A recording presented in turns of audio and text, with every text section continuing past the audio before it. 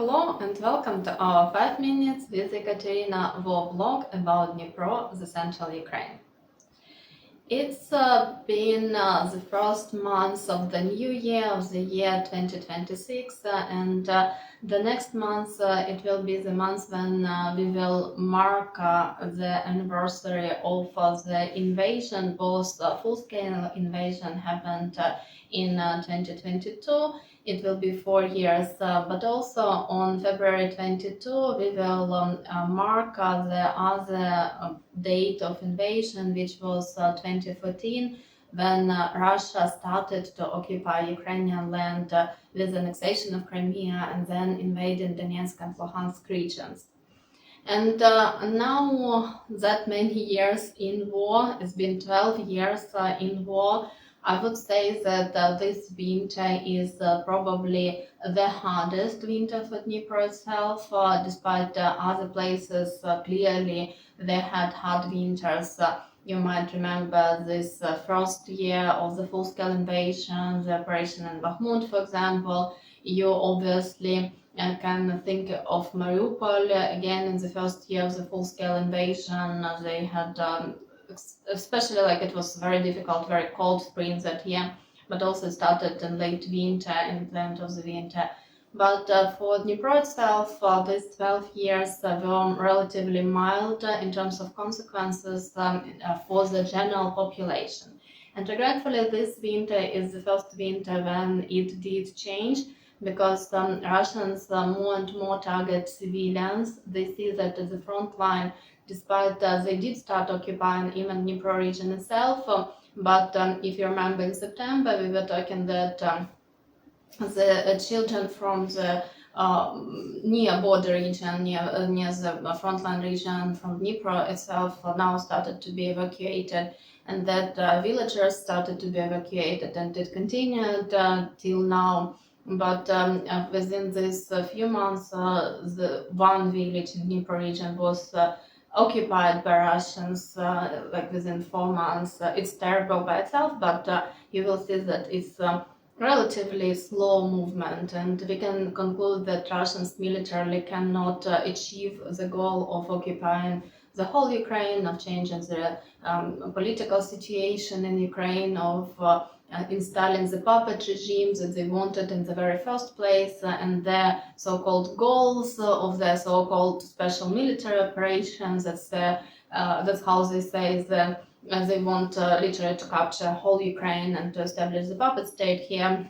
They cannot achieve it militarily, and because again I don't know how exactly our soldiers, men and women there at the front line, can do it, because we don't have enough manpower, we don't have enough weapons, we never have everything enough, and we only can dream of the situation when we have the means to stop Russians. That's why they are able to capture more and more land, but all this it's because Russians just have all the unlimited resources that they take from selling their oil and gas abroad, and also from trading with Western, including Western countries, so they can just put all this in their microchips, in their chips, and then sending it in drones, navigating it towards us.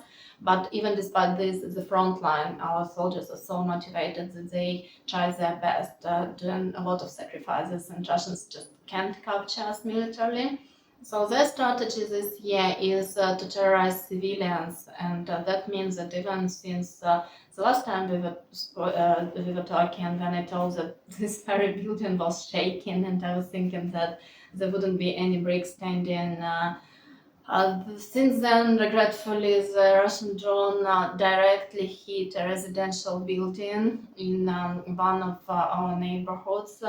And it's absolutely heartbreaking. It's a place near where I studied for many years. It's the place which is very dear to my heart, and I passed it multiple times daily for years, and then it was just passing it occasionally from time to time. And Russian drone was just hitting it straight directly into residential building, damaging the whole floor.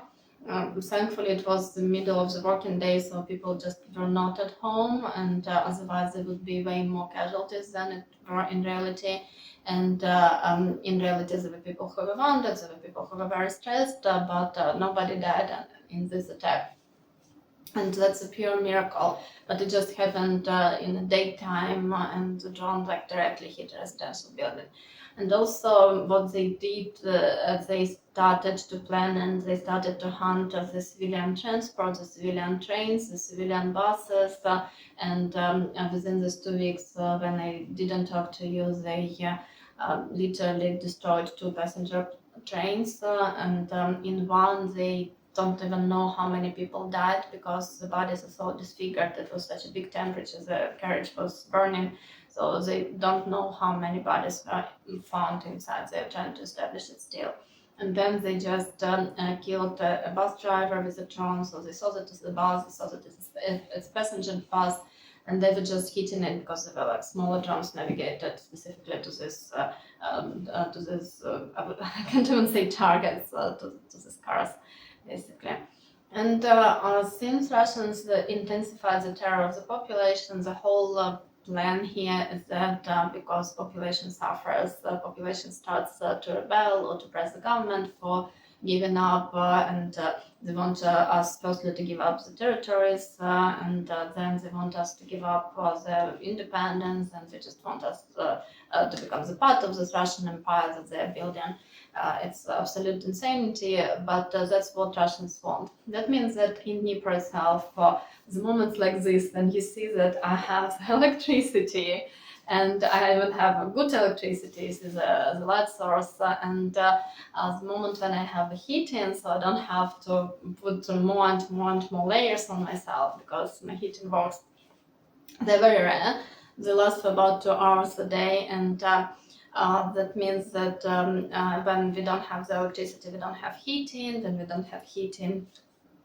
Usually, like in my place, it's 100% electric, so I cannot cook because my stove is also 100% electrical. So you have nothing. You have a very like a very cold box, and the winter temperatures here in the city were minus 15.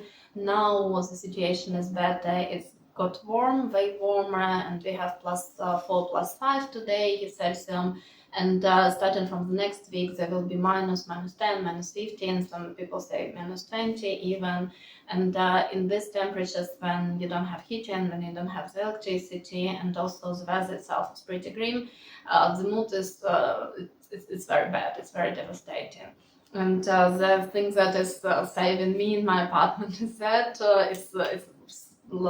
basically it's a USB light with a battery, and you're charging it when there is the electricity. So I'm using this.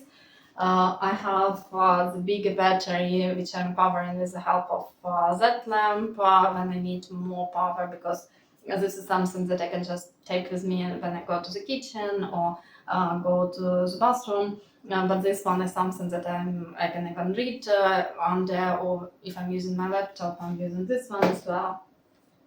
And the different power banks of different sizes. This is a small guy, but I have a big power bank which lasts for a few hours, so just to help me to access my working files, for example, or just to make sure that my phone is charged, that I can connect to the outside world. So that's something that saves me at least from being able to work, not be cut from the internet, and to maintain my activity somehow.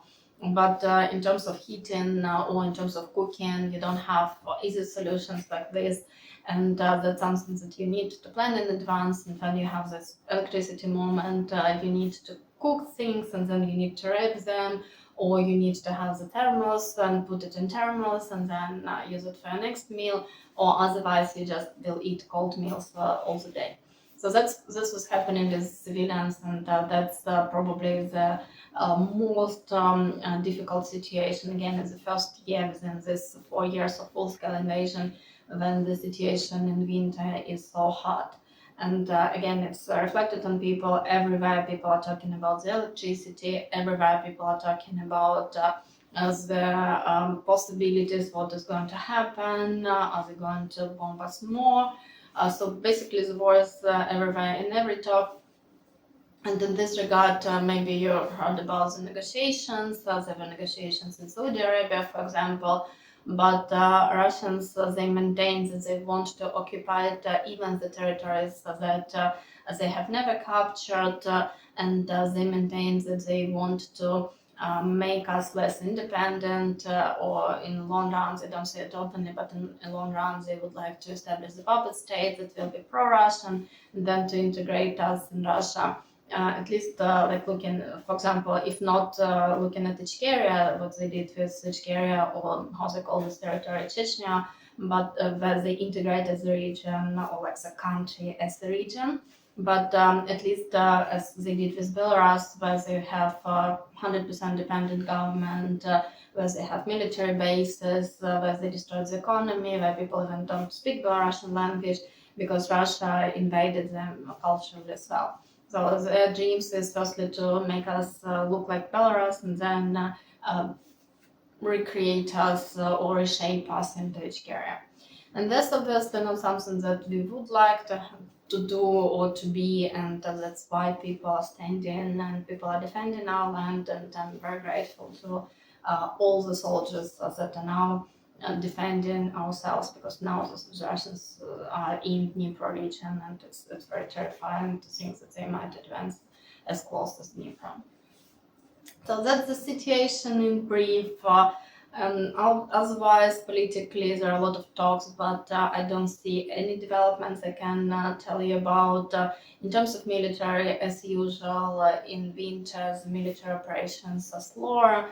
But again, despite this, Russians are able to capture more and more land, and it's a difficult winter for soldiers as well in the field. So the temperature might be minus 22. It's been a few times already, and the political situation is absolute craziness. I think you are following it. I think you are following the Davos Forum, and hopefully you are following this Abu Dhabi negotiations. But it's just talks and talks and talks, and they're not seen here. If you live inside of the country, you don't see it really happening.